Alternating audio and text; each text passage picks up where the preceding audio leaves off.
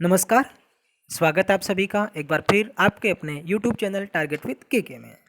इस क्लास के अंदर हम डिस्कस करेंगे एनसीईआरटी 10th क्लास ज्योग्राफी का एक लेसन संसाधन एवं विकास। तो आइए बिना किसी देरी किए हुए हमारी क्लास शुरू करते हैं।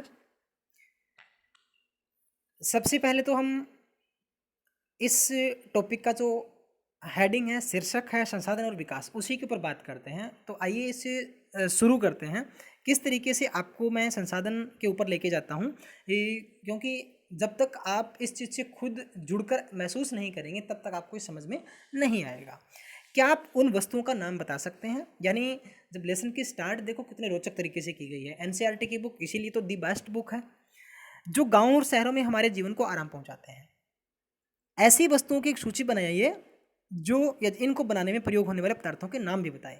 कहने का मतलब यही है कि हम रूटीन में दैनिक जीवन के अंदर जिन चीज़ों का प्रयोग करते हैं आम जीवन में, उनकी एक लिस्ट बनानी है और साथ में ही ये भी उनके आगे लिखना है, हमें याद करना है, समझना है कि वो चीज़ें किन किन से बनी हैं, उनको बनाने में क्या क्या टेक्निक, किन प्रकार के उद्योगों का, किन प्रकार की वस्तुओं का, किस प्रकार की सामग्री का प्रयोग हुआ है।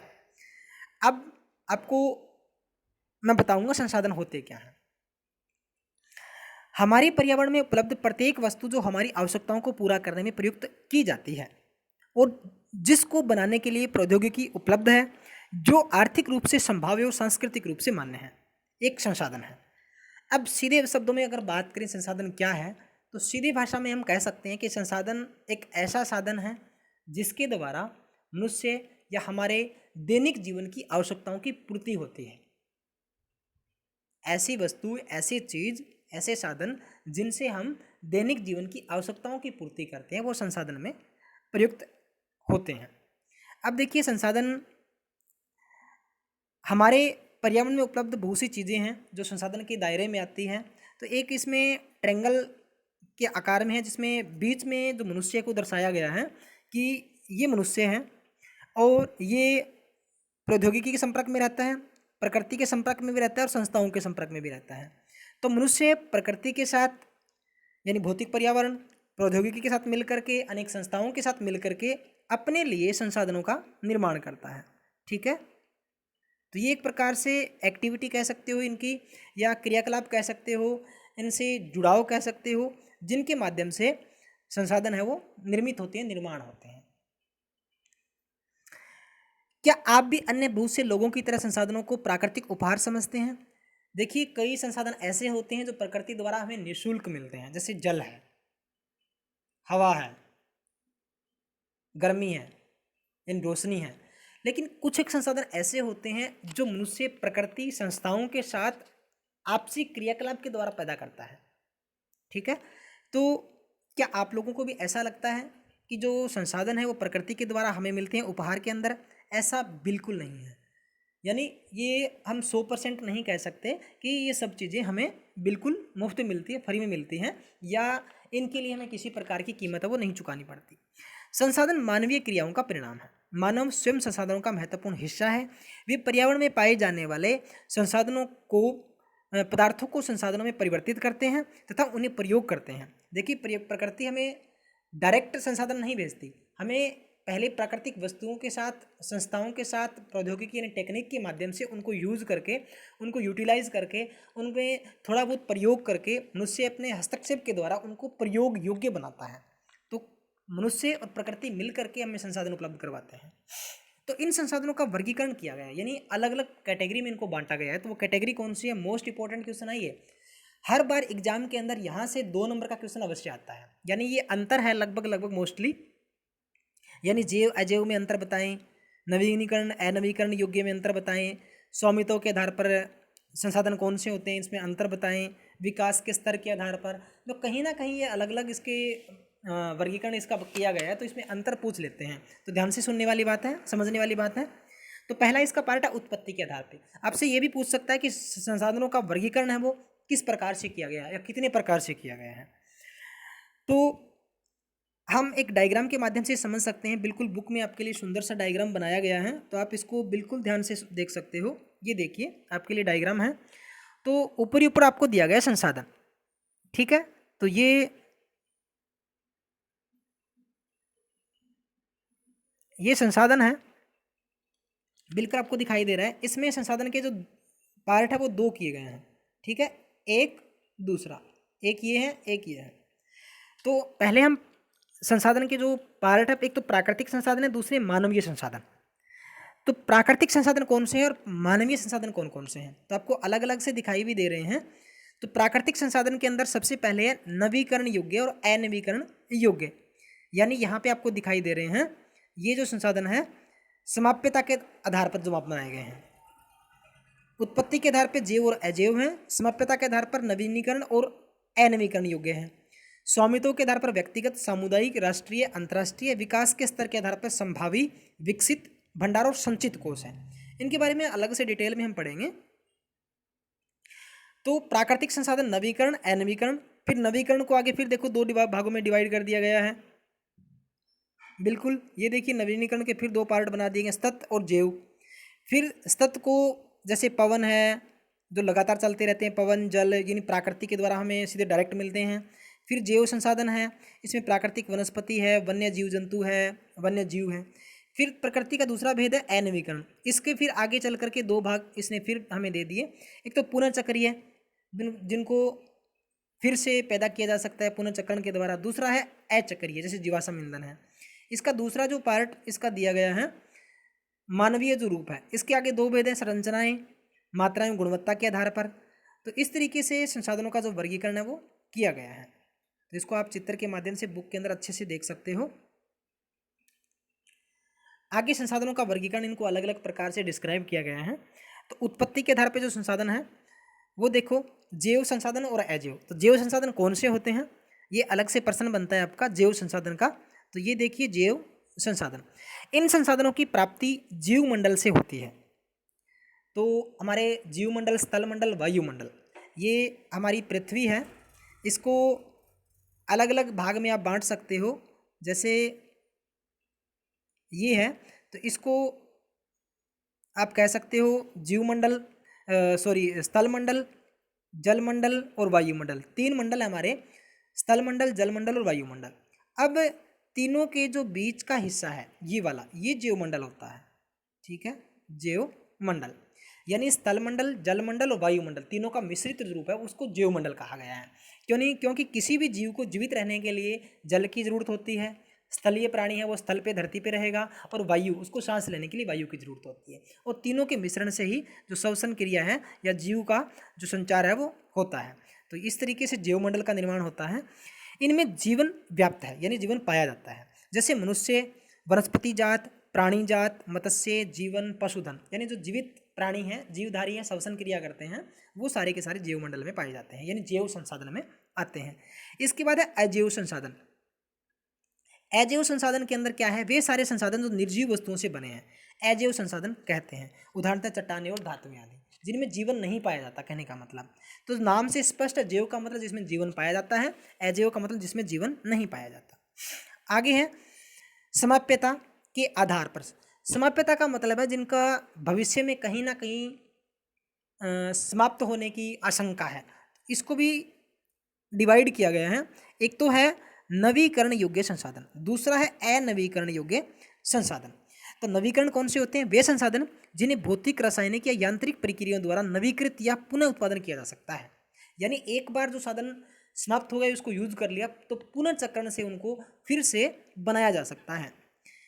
इन्हें नवीकरणीय योग्य अथवा पुनः पूर्ति योग्य संसाधन कहा जाता है। उदाहरणतः सौर तथा पवन ऊर्जा, जल, वन एवं वन्य जीवन। मान लो हमने किसी स्थान पे पेड़ पौधे लगाए, उनको काट लिया, तो उनके बीज से फिर से नए हम वन या पौधे लगा सकते हैं, उनको फिर से हम यूज कर सकते हैं, ठीक है। तो वहाँ पे फिर से उसी तरीके के पौधे हैं वो लगाए जा सकते हैं। वैसे ही वन है, वन्य जीवन है, ये एक प्रकार से नवीकरणीय संसाधनों में आते हैं। अनवीकरणीय योग्य संसाधन, इन संसाधनों का विकास एक लंबे भूवैज्ञानिक अंतराल में होता है। खनिज और जीवाश्म ईंधन इस प्रकार के संसाधनों के उदाहरण हैं। इनके बनने में लाखों वर्ष लग जाते हैं। जैसे कोयला है, कोयला कैसे बनता है, कोयला एक जीवाश्म ईंधन है जो काफ़ी वर्षों के बाद भूगर्भ के अंदर बहुत ही परिश्रम के बाद, काफ़ी वर्षों के अंतराल के बाद, गलने सड़ने से, बहुत ज़्यादा गर्मी के बाद, मतलब एक लंबा इनको टाइम पीरियड लगता है बनने के अंदर। तो ये बन तो जाते हैं फिर से, लेकिन इनको टाइम बहुत ज़्यादा लगता है एक प्रकार से, इसलिए इनको अनवीकरणीय कहा गया, यानी तुरंत इनका हम उत्पादन नहीं कर सकते, नहीं इनको बनाया जा सकता। आगे स्वामित्व के आधार पे, स्वामित्व का मतलब जिन पे हक होता है, एक तो किसी निजी व्यक्ति का हक होता है, एक समाज का हक हो, एक सरकार का हक हो, एक किसी देश का हक हो, या पूरे विश्व का हक हो, इस आधार पे इनको बांटा गया है। यानी इस पर स्वामी इनका कौन है, मालिक कौन है, इन पे हक किसका है, तो स्वामित्व के आधार पर। तो पहले है व्यक्तिगत संसाधन। व्यक्तिगत का मतलब इंडिविजुअल संसाधन, जो किसी विशेष व्यक्ति के होते हैं, खुद के प्रॉपर। संसाधन निजी व्यक्तियों के स्वामित्व में भी होते हैं। बहुत से किसानों के पास सरकार द्वारा आवंटित भूमि होती है, जिनके बदले में वे सरकार को लगान चुकाते हैं। गांव में बहुत से लोग भूमि के स्वामी भी होते हैं, बहुत से लोग भूमिहीन होते हैं। शहरों में लोग भूखंड, घरों, अन्य, यानी कहने का मतलब जिन पर खुद का अधिकार होता है, चाहे वो घर हो, कोई प्रॉपर्टी हो, जमीन हो, यानी किसी प्रकार की चीज़ जिन पे हमारा खुद का हक होता है, उनको व्यक्तिगत संसाधनों में हम काउंट करते हैं। मतलब कोई भी प्राइवेट प्रॉपर्टी जिनको हम कह सकते हो, तो उसकी भी आप सूची बना सकते हो भी किस किस प्रकार की चीज़ें हैं वो प्राइवेट प्रॉपर्टी में आती हैं। इसके बाद आगे हैं सामुदायिक स्वामित्व वाले। तो सामुदायिक स्वामित्व का मतलब होता है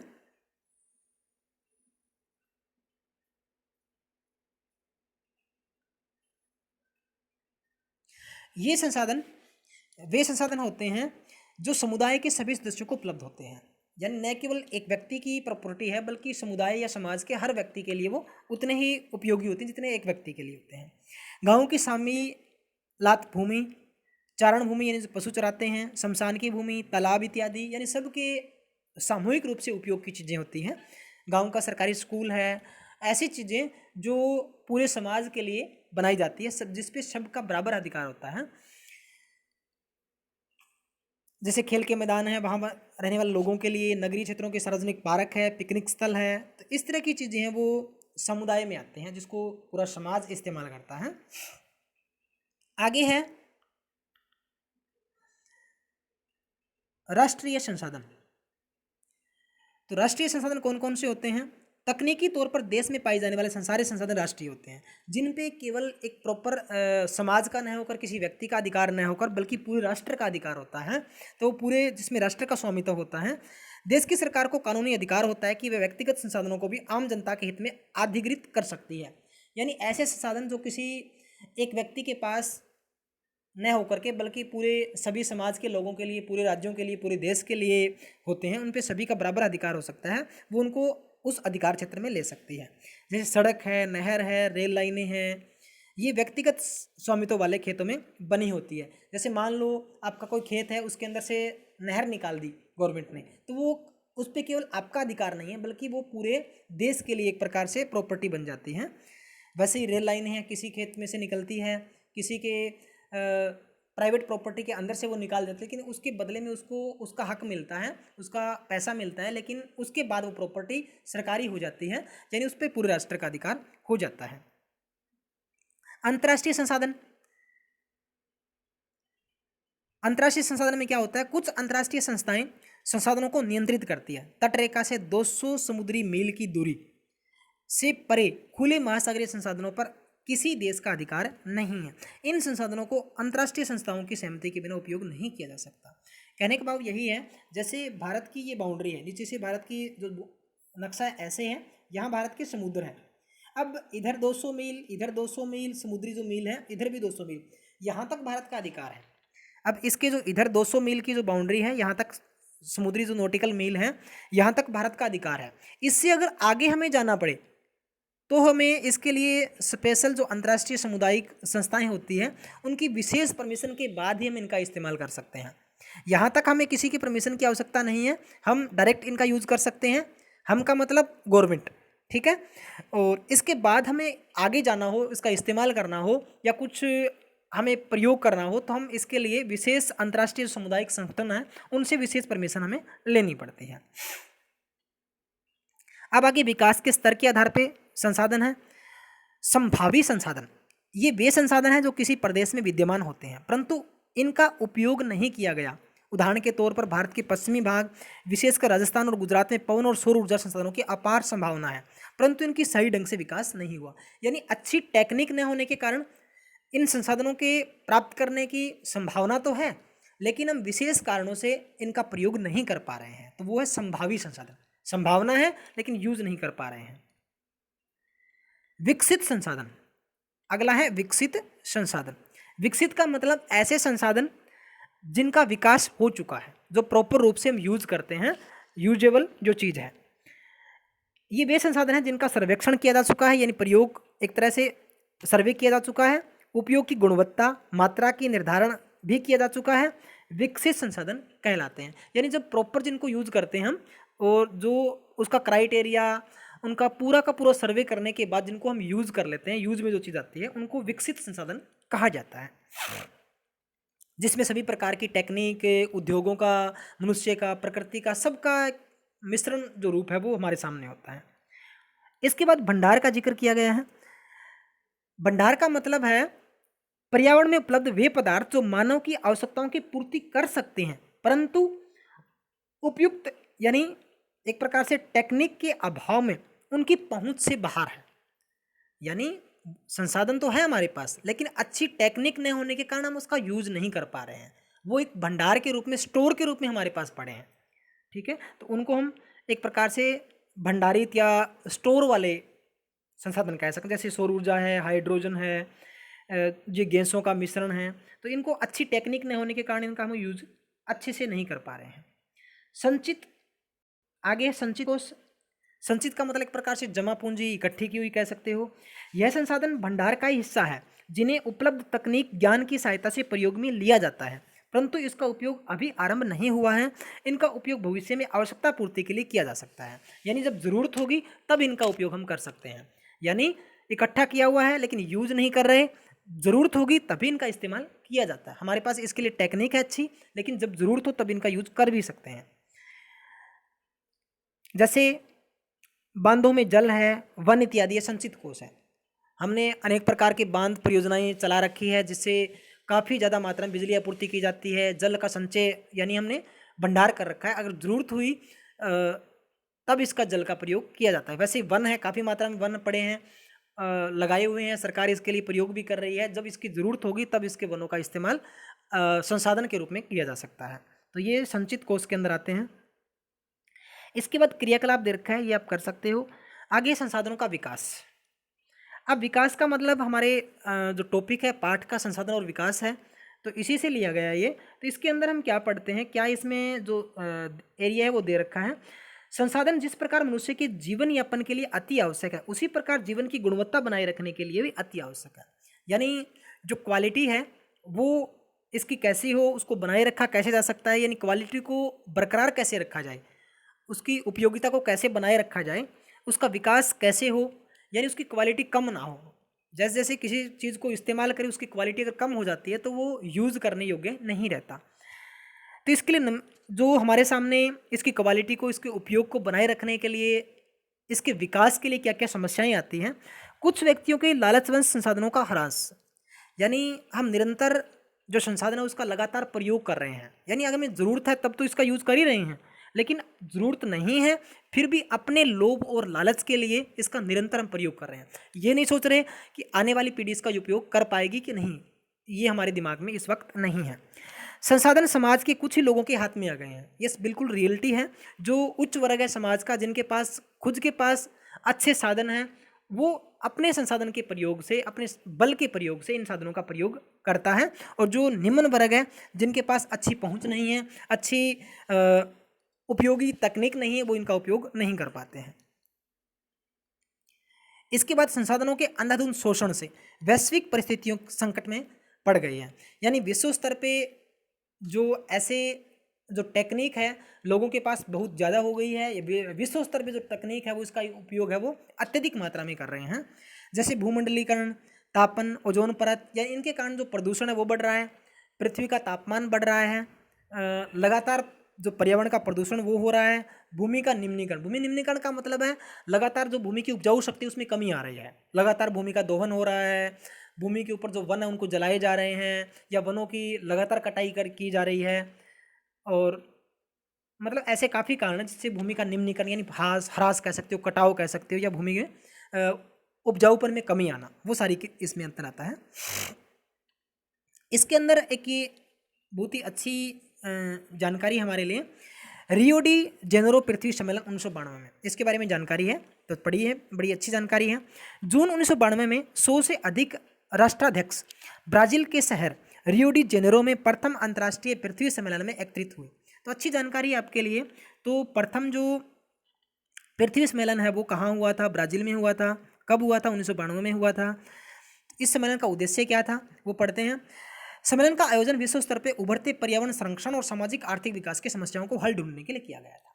ये लगातार जो हमारे संसाधनों में कमी आ रही है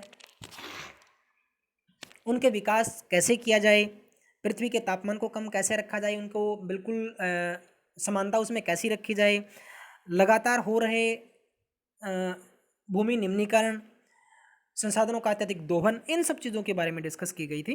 तो जैसे हमारे संसाधनों का विकास है वो सही हो सके। सम्मेलन में एकत्रित नेताओं ने भूमंडलीय जलवायु परिवर्तन और जैविक विविधता पर एक घोषणा पत्र पर हस्ताक्षर किया।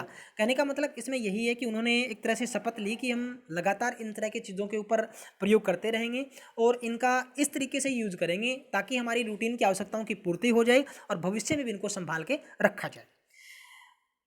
तो ये एक एजेंडा तैयार किया गया था, एक प्रकार से कह सकते हो, नियोजन कह सकते हो, या जो संसाधनों का रख रखाव वो कैसे किया जाए, इनका प्रयोग इसी तरीके से किया जाए कि भविष्य में भी इनका प्रयोग हम कर सकें, आगे आने वाली भावी पीढ़ी के लिए भी ये प्रयोग में हो, यानी इसका वर्तमान में ही इतना प्रयोग ना हो कि आगे आने वाली पीढ़ी इसका उपयोग ही ना कर सके। तो ये एक प्रकार से एजेंडा था इसका, तो आप इसको एजेंडे को पढ़ भी सकते हो।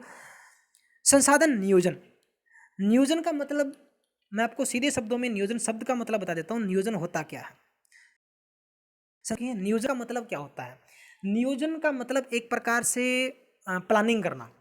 जैसे हम कक्षा में पढ़ते हैं, टाइम टेबल तैयार करते हैं, पूरे दिन की जो दैनिक एक्टिविटी है हमारी स्टडी से रिलेटेड, उनको एक टाइम टेबल के माध्यम से हम नियोजित करते हैं भी कौन सा काम हमें कब करना है, कितना करना है, क्यों करना है, कहाँ करना है, किसके माध्यम से करना है। अगर हमारे पास ये चीज़ नहीं है तो हम इसका दूसरा सॉल्यूशन कैसे निकालें, यानी एक प्रकार से प्री प्लानिंग जिसको कहा गया है, तो वैसे ही नियोजन होता है।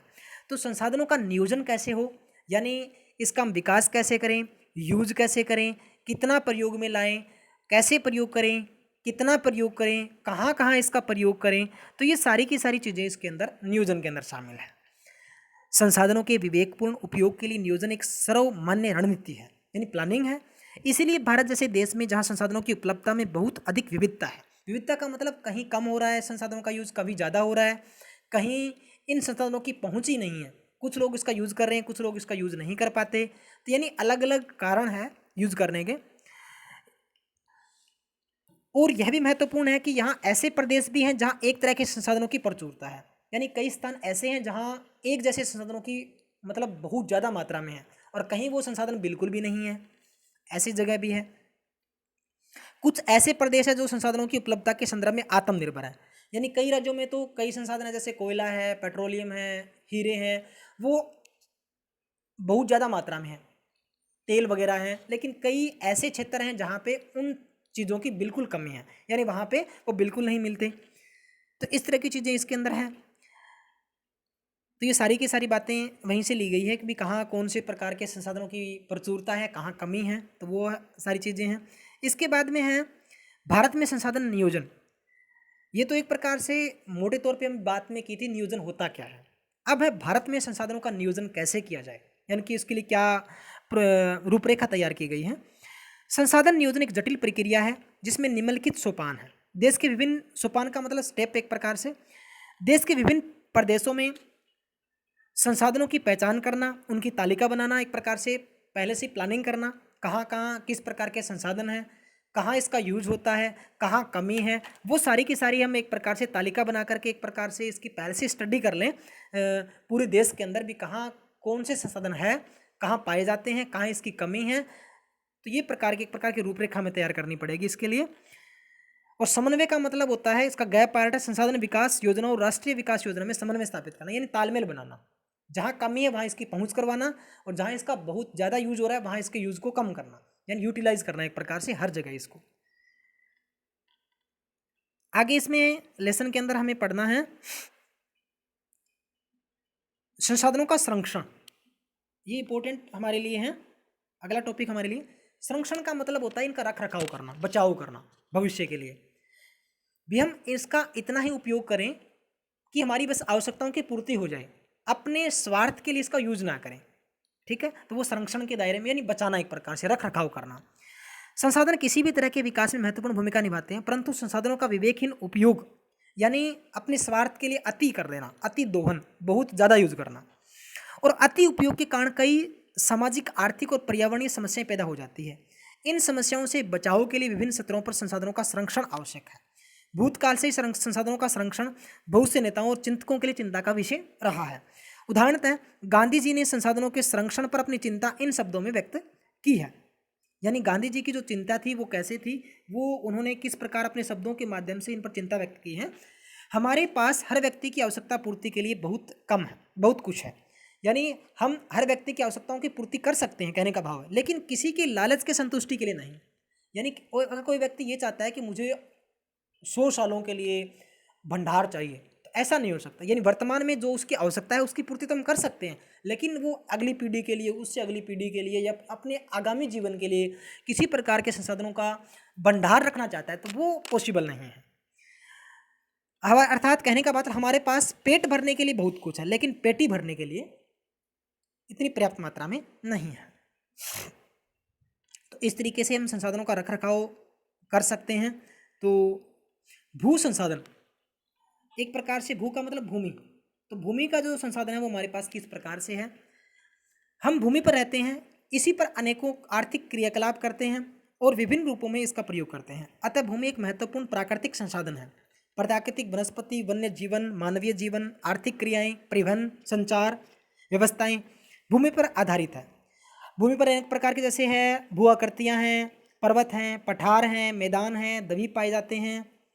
एक इसके लिए लगभग आपके लिए जानकारी और भी है, 43% भू क्षेत्र है वो मैदान है, जो कृषि उद्योग के लिए, विकास के लिए सुविधाजनक है।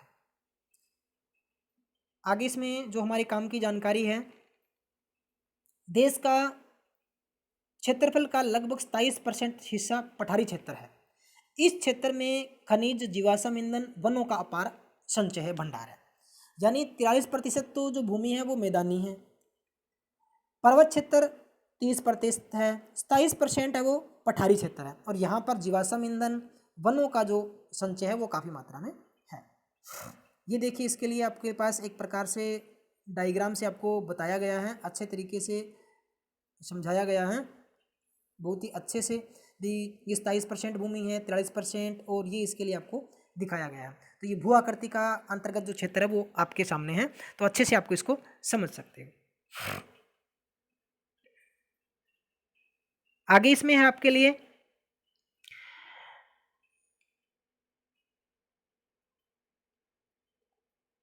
वीडियो थोड़ी बड़ी जरूर बनेगी, लेकिन पूरा लेसन इसके अंदर हमारा कवर हो जाएगा।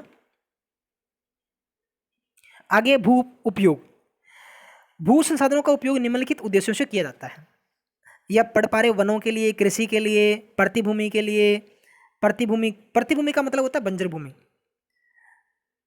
जिसमें या जिसको हम खाली छोड़ दें भूमि को, जिसको कृषि कार्य में यूज नहीं करते हैं, वो भूमि। इसमें कई प्रकार की बातें आती हैं।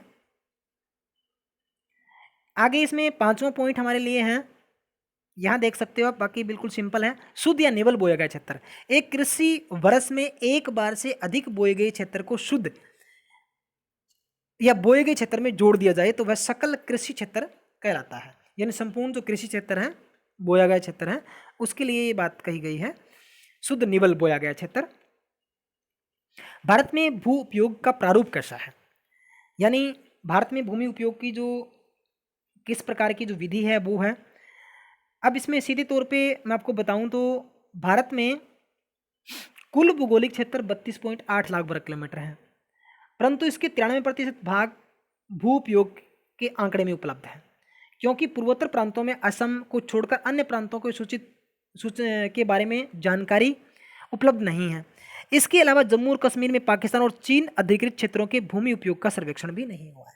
यानी टोटल जो 100% का हिस्सा है उसमें से 93% हिस्से के बारे में पूर्ण रूप से जानकारी है। उस पर क्या है, किस प्रकार की चीज़ें हैं, कहाँ समतल भूमि है, कहाँ पहाड़ी क्षेत्र है, कहाँ वन है, मतलब क्या क्या है। इसमें आगे आपके लिए जो रोचक जानकारी है जो पढ़ने वाली हमारे लिए है, आगे भू निम्नीकरण और संरक्षण उपाय ये है। भू निम्नीकरण का मतलब होता है भूमि का निम्नीकरण, यानी कमी आना, भूमि के उपजाऊपन में कमी आ जाना, भूमि के जो उपजाऊ शक्ति है, उर्वरा शक्ति है, उसका पतन हो जाना, विनाश हो जाना, और उसका संरक्षण हम कैसे कर सकते हैं।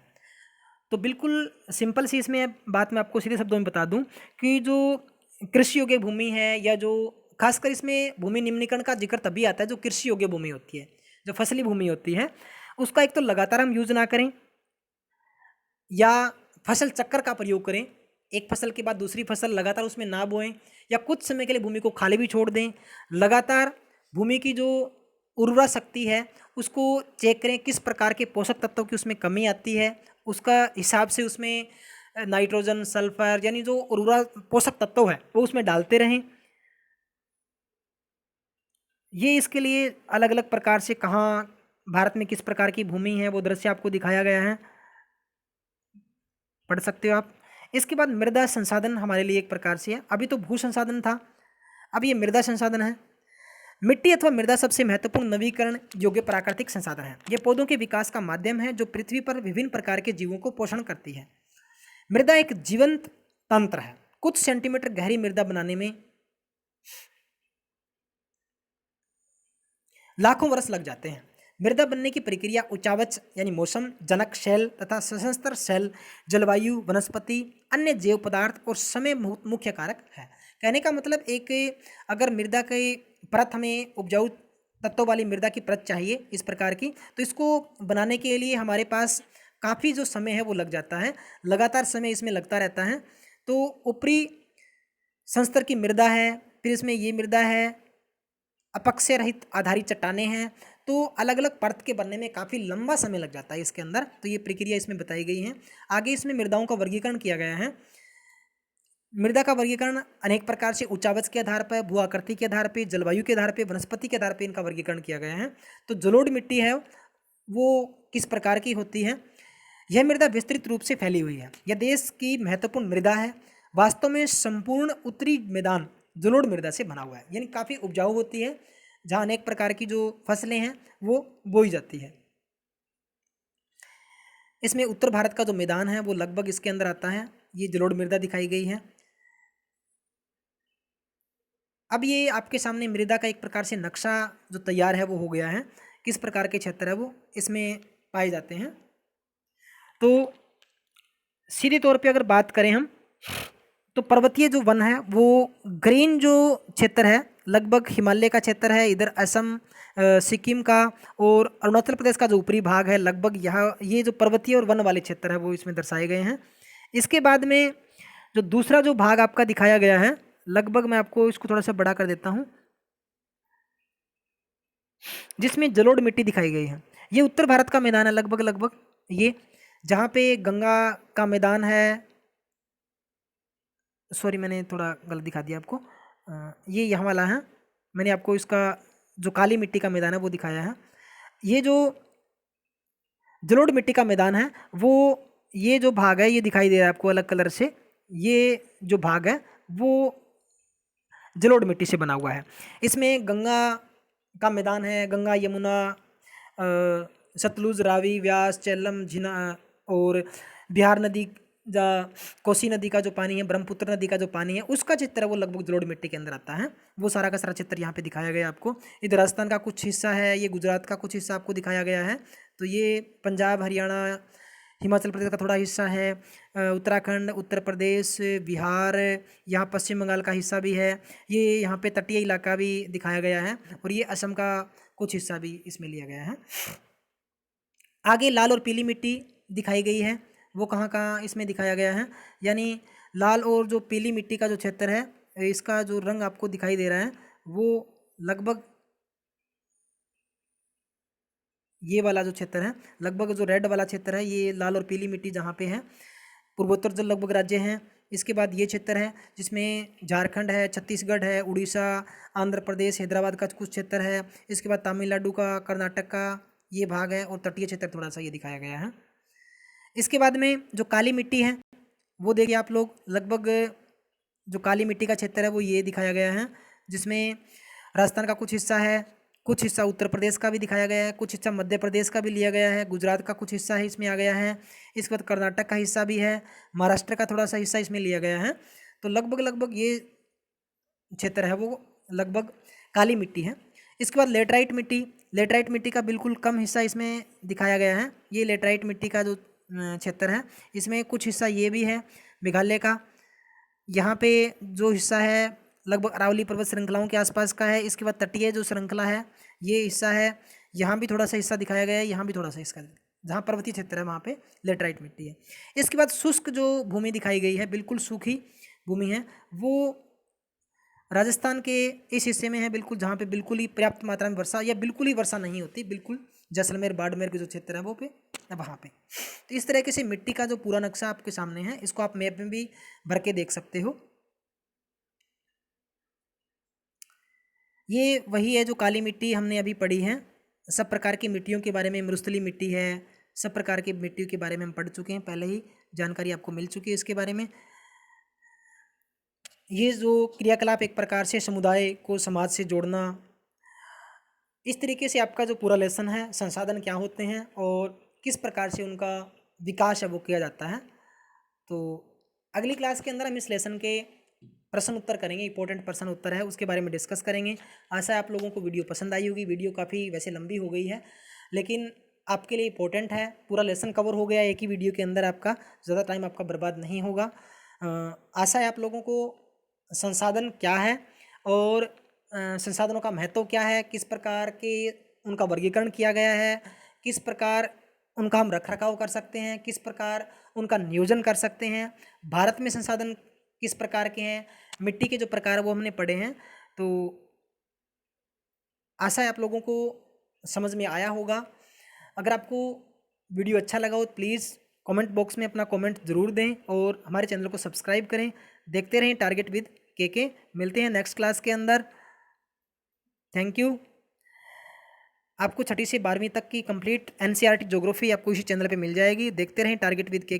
Thank you. मिलते हैं नेक्स्ट क्लास के अंदर। Best of luck. थैंक